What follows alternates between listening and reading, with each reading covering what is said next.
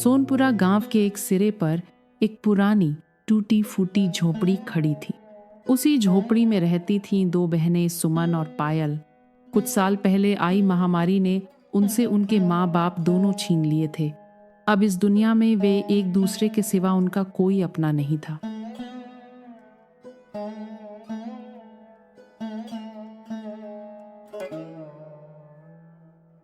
दीदी, आज मंदिर में बहुत शांति थी और आज बहुत ही भीड़ थी।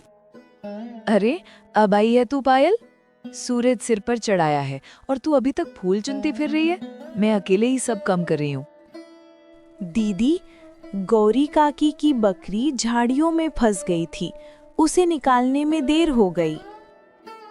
तेरा यही तो स्वभाव है, घर में चूल्हा जले या ना जले तू सबकी मदद करती फिरे। माँ कहा करती थी दीदी, जो दूसरों के काम आए वही इंसान कहलाता है। सुमन एक पल को चुप हो गई। उसका चेहरा सख्त हो गया। माँ अब नहीं रही पायल, और इस दुनिया में अब उनकी बातों की कोई कीमत नहीं। यहाँ कोई किसी के लिए कुछ नहीं करता। पायल चुपचाप झोपड़ी के कोने में रखे लकड़ी के संदूक के पास गई। उसी में माँ की पुरानी साड़ी रखी थी। दीदी, जब माँ ये साड़ी पहनती थी ना, तो हमें देखकर मुस्कुराती थी। कहती थी, तुम दोनों एक दूसरे का सहारा बनना और कभी एक दूजे का साथ मत छोड़ना। सुमन की आंखें भर आईं, लेकिन उसने आंसू छुपा लिए। मैं तुझ पर सख्त इसीलिए हूँ पायल, क्योंकि डरती हूँ अगर तुझे भी कुछ हो गया तो मैं इस दुनिया में अकेली कैसे जीऊंगी। तेरे सिवा मेरा अब है ही कौन। दीदी, आप कमजोर नहीं हो, आप ही मेरी ताकत हो। मुझे कुछ नहीं होगा, आप हो ना मेरे साथ। उसी पल झोपड़ी की ओर तीन परछाइयां बढ़ी। हरदेव, कौशल्या और उनका बेटा राघव। वो तीन सुमन के ही घर आए और बोले, अरे सुमन, मेरी बच्ची, कैसी है तू? हरदेव, कौशल्या और उनका बेटा राघव झोपड़ी के सामने आकर खड़े हो गए। उनके चेहरों पर अपनापन कम और चालाकी ज्यादा झलक रही थी। अरे सुमन, भैया भाभी के जाने के बाद जिंदगी बहुत मुश्किल हो गई होगी ना। हम तो बस यही सोचते रहते हैं कि तुम दोनों कैसी जी रही हो। हम ठीक है चाचा जी, जो है उसी में खुश रहने की कोशिश कर रहे हैं। ठीक तो तब रहती बेटियों, अगर अपने हिस्से की जमीन हमारे नाम कर देती, फिर हम तुम्हें अपने घर रख लेते, कितनी सुख से रहती। हाँ माँ, वैसे भी इनकी झोपड़ी तो कब गिर जाए कोई भरोसा नहीं। जमीन यूं ही बर्बाद हो रही है। यह सुनते ही सुमन की आंखों में आग सी चमक उठी। हमें किसी की जरूरत नहीं है। ये जमीन हमारे माँ बाबूजी की आखिरी निशानी है। हम इसे किसी को नहीं देंगे। अरे बेटी, तुम्हारे खेत तो बंजर पड़े हैं और औरतें खेत जोतती भी नहीं हैं। देख लेना, एक दिन रोती हुई हमारे पास आओगी। तीनों हंसते हुए वहां से चले गए, लेकिन ये सारी बातें झोपड़ी के अंदर खड़ी पायल ने सुन ली थी। दीदी, वो हमारी जमीन लेना चाहते हैं ना? जब तक मैं जिंदा हूँ पायल, कोई हमारी जमीन को हाथ भी नहीं लगाएगा। रात को चूल्हे के पास बैठी पायल बोली, दीदी, माँ की साड़ी मैंने फिर से संदूक में रख दी है और कल गांव में भागवत कथा है, चले ना? लोग बातें बनाएंगे पायल, कहेंगे प्रसाद के लालच में जाती हैं। हमें डट कर जीना है, डर कर नहीं।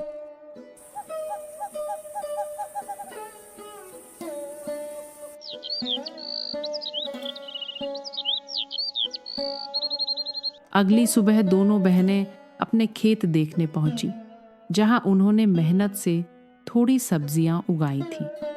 दीदी, अच्छा हुआ हमने जमीन नहीं बेची। देखो कितनी सब्जियां हो गई हैं। हाँ, कुछ दिन का गुजारा हो जाएगा, लेकिन आगे क्या? मुझे सिलाई आती है दीदी, मैं काम कर लूंगी, आप घर में रहना। नहीं, मैं लोगों के घर काम करूंगी और बाबूजी ने मुझे बांस की टोकरियां बनाना सिखाया था। रात को दोनों बहनें चारपाई पर बैठीं। पायल उदास मन से बोली, दीदी, माँ बाबूजी के बिना रातें बहुत डरावनी लगती हैं। अब हम ही एक दूसरे का सहारा है पायल, हमें हार नहीं माननी है।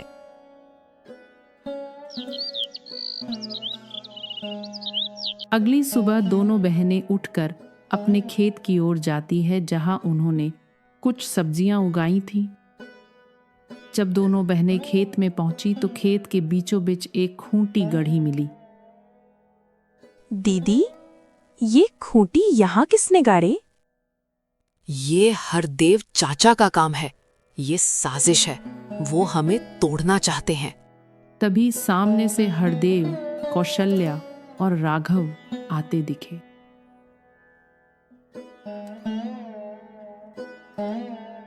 घबराओ मत बेटियों, हम तो मदद कर रहे हैं। अगर हमारे खेत के पास भी आए तो अच्छा नहीं होगा। कानून अपना काम करेगा सुमन, कागज आने दो। दोनों बहनें सन्न रह गईं। अब लड़ाई सिर्फ जमीन की नहीं, हक और इज्जत की थी। खूंटी गढ़ने के बाद से सोनपुरा गांव की हवा बदल गई थी। गलियों में फुसफुसाहट थी, लोग चुपचाप बातें कर रहे थे। अरे ललिता, जानती हो, हरदेव अपने सगे भाई के बिटियों से उनका जमीन हड़पना चाहता है। बड़ा ही क्रूर आदमी है। दोपहर होते होते सुमन और पायल सीधे सरपंच रामधारी के पास पहुंची। चौपाल पर गांव के कई लोग पहले से बैठे थे और वहीं एक कोने में हरदेव भी मौजूद था। सरपंच जी, हम आपके पास न्याय मांगने आए हैं। हमारे चाचा हमारी जमीन हड़पना चाहते हैं। हम अनाथ हैं, इसका मतलब ये नहीं कि हम बेबस हैं। सरपंच जी, ये लड़कियां हमें बदनाम कर रही हैं। हम तो बस अपने भाई की जमीन की चिंता कर रहे हैं।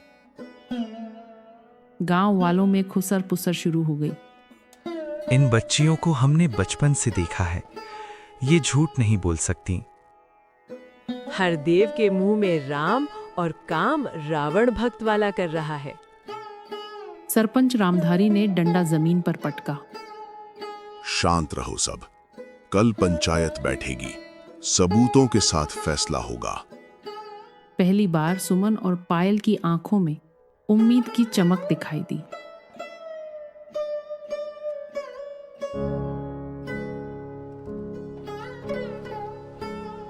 रात झोपड़ी में सन्नाटा था। दूर उल्लू की आवाज गूंजी। दीदी, क्या कल गांव वाले हमारा साथ देंगे हरदेव चाचा के खिलाफ बोलने में? पता नहीं पायल, मुझे किसी पर भरोसा नहीं रहा, बस भगवान पर है।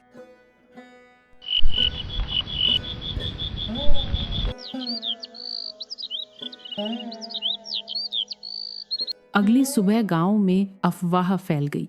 हरदेव पंचायत से जमीन अपने नाम करवाने वाला है, पटवारी से मिल चुका है। ये सुनते ही सुमन पायल को लेकर फिर से सरपंच के पास पहुंची।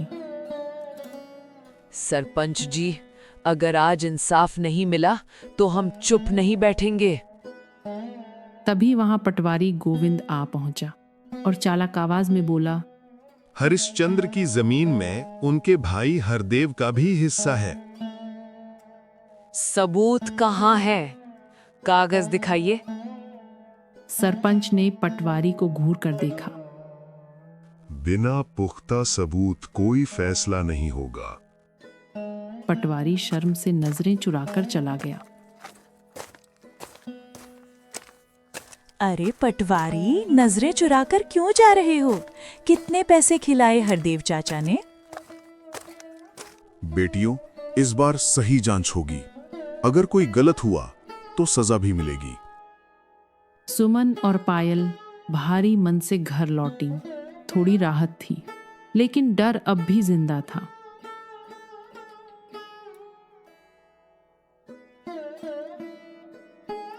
दीदी, अगर फिर भी हमें धोखा मिला तो लड़ेंगे पायल, अपने हक के लिए। रात फिर भारी थी। दोनों बहनें जागती रहीं। ये लड़ाई अब सिर्फ जमीन की नहीं थी, ये लड़ाई थी इज्जत, हिम्मत और इंसानियत की।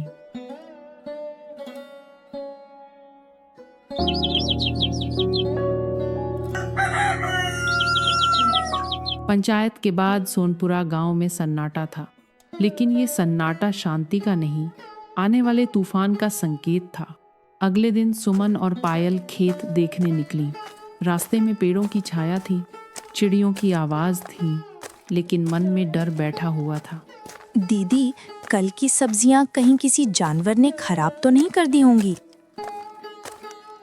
जानवर से ज्यादा डर मुझे इंसान से लग रहा है पाए। तभी खेत के पास एक परछाई उभरी। वो राघव था। बहुत शेर बन रही हो तुम दोनों। पंचायत का सहारा ले लिया, अब देखना एक एक चीज छीन लूंगा। राघव भैया, हमने किसी का कुछ नहीं छीना। चुप, ज्यादा बोलोगी तो अच्छा नहीं होगा।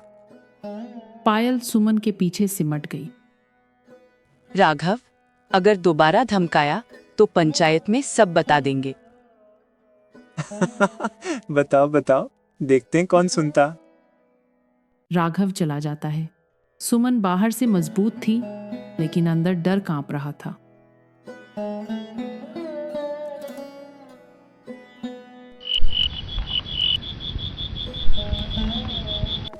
कुछ दिन बाद एक रात अचानक पूरे गांव में शोर मच गया।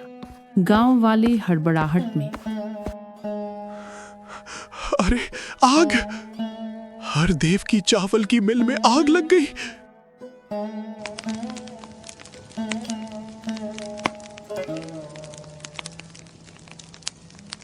भीड़ जमा हो गई।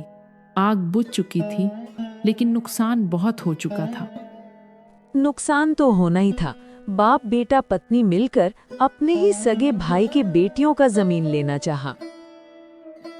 हरदेव और राघव टूट चुके थे। उनका दिमाग सुन्न हो चुका था। उसी वक्त एक जमींदार वहां पहुंचा। मेरे पैसे डूब गए, कौन देगा मेरा पैसा? अब भरपाई तुम करोगे, समझे तुम दोनों? पता नहीं कौन पाप किए थे जो इनके सारे सपने जला दिए। ये वही जमींदार है जो हरदेव को पैसे दिए थे मिल खोलने के लिए। अब तो आग लगने से सब कुछ बर्बाद हो गया। हरदेव ने मजबूरी में अपनी जमीन के कागज उसके हवाले करने का वादा कर दिया। लालच की इमारत अब ढहने लगी थी।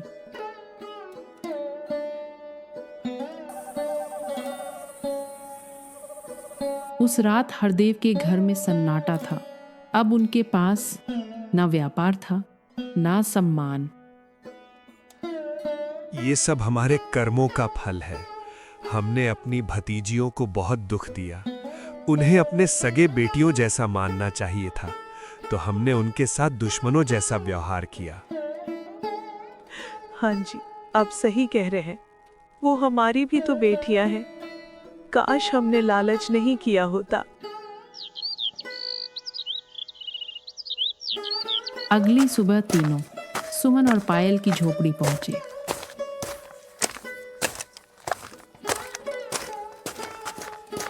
अब क्या चाहिए आपको? इतना सब करके आप लोगों का पेट नहीं भरा? माफी बेटी, हम लोगों को माफ कर दो तुम दोनों, और अगर हो सके तो थोड़ी मदद भी कर दो। पायल आगे बढ़ी और बोली, दीदी, माँ कहती थी माफी सबसे बड़ी जीत होती है। जो माफ कर देता है वो सबसे बड़ा इंसान होता है। सुमन बहुत देर तक चुप रही, फिर बोली, ठीक है, खेती कर सकते हो, लेकिन अब कोई लालच नहीं। हरदेव, कौशल्या और राघव रो पड़े।